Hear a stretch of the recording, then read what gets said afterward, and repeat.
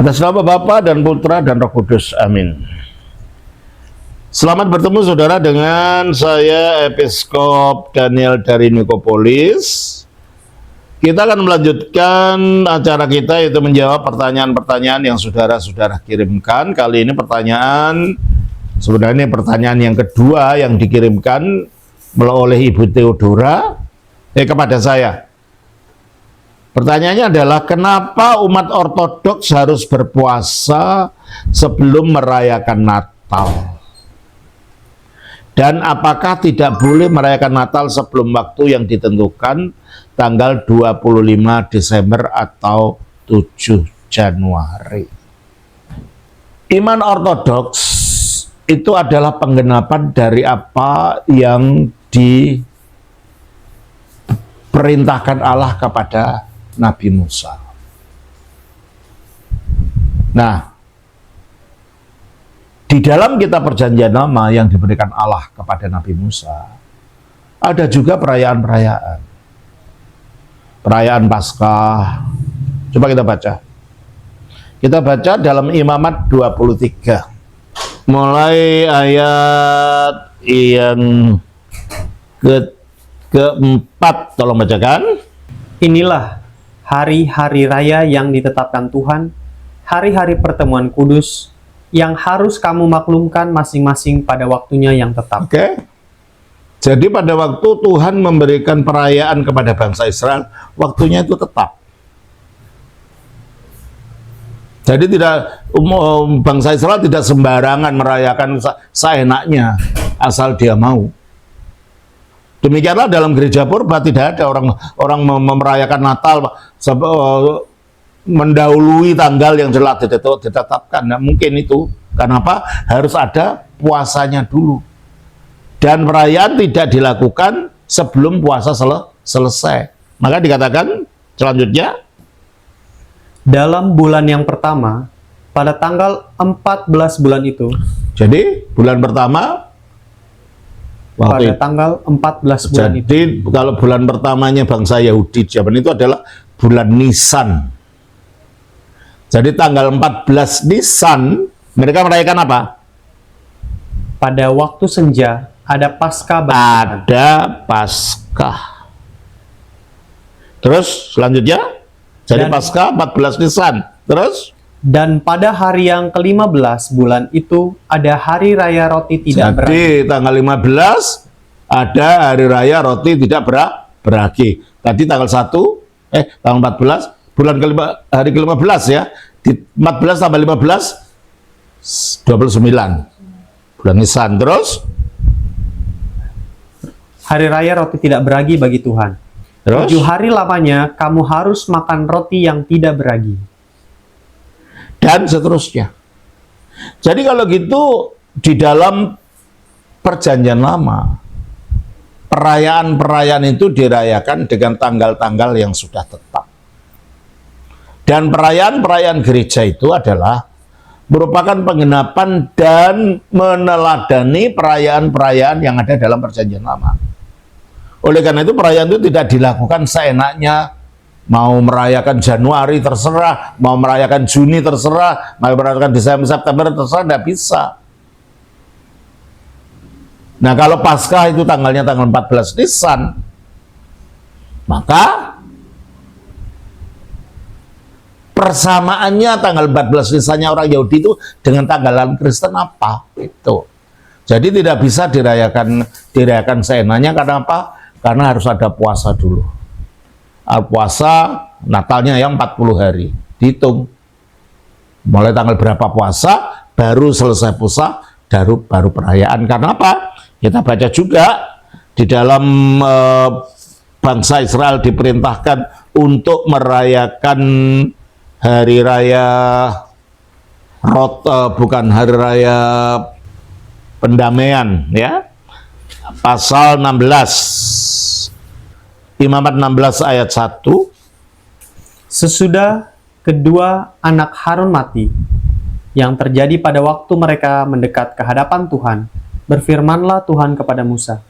Firman Tuhan kepadanya, katakanlah kepada Harun, kakakmu, supaya ia jangan sembarang waktu masuk ke dalam tempat kudus di belakang tabir, ke depan tutup pendamaian yang di atas tabut, supaya jangan ia mati. Ya, jangan sembarangan masuk seenaknya.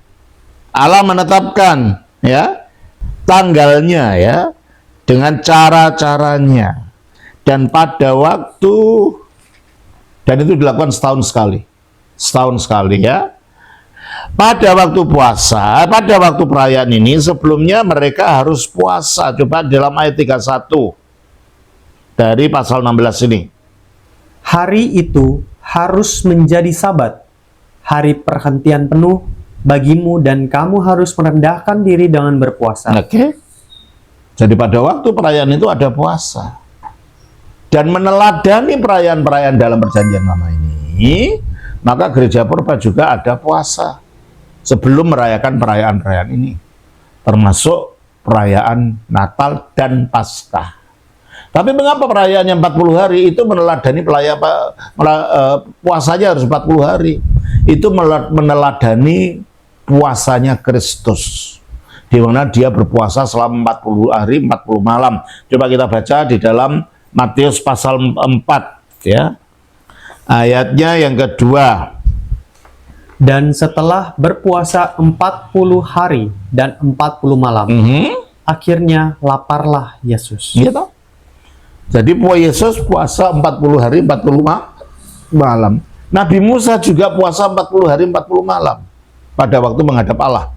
Coba kita baca di dalam Keluaran pasal yang ke-34 ayat 28. Dan Musa ada di sana bersama-sama dengan Tuhan 40 hari 40 malam lamanya, tidak makan roti dan tidak minum air. Ya. Jadi 40 hari ini meneladani puasanya Yesus dan meneladani puasanya Nabi Musa. Maka gereja puasa 40 hari sebelum perayaan Paskah maupun perayaan Natal, karena meneladani imamat yang ke-16 tadi, ketika bangsa Israel mengada perayaan hari raya pendamaian, mereka puasa di situ. Maka kita juga puasa. Nah, hanya puasanya kalau bangsa Israel itu hanya sehari, kita puasanya meneladani Yesus, yaitu selama 40 hari kita puasa. Nah, jadi sebelum selesai masa puasa, ya kita tidak bisa merayakan perayaan.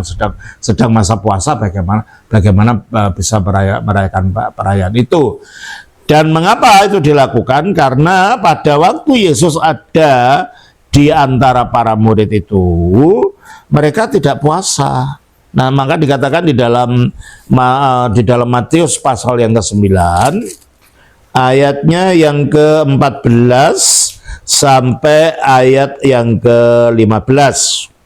Kemudian datanglah murid-murid Yohanes kepada Yesus dan berkata, "Mengapa kami dan orang Farisi berpuasa, tetapi murid-muridmu tidak?" Oke, terus? Jawab Yesus kepada mereka, "Dapatkah sahabat-sahabat mempelai laki-laki berduka cita?" Nah, berpuasa itu lambang berduka cita.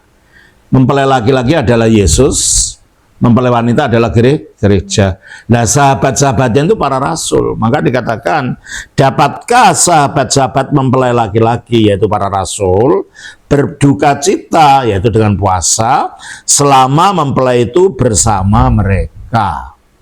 Jadi ketika Yesus ada bersama mereka, maka mereka belum diperintahkan untuk puasa, tetapi waktunya akan datang.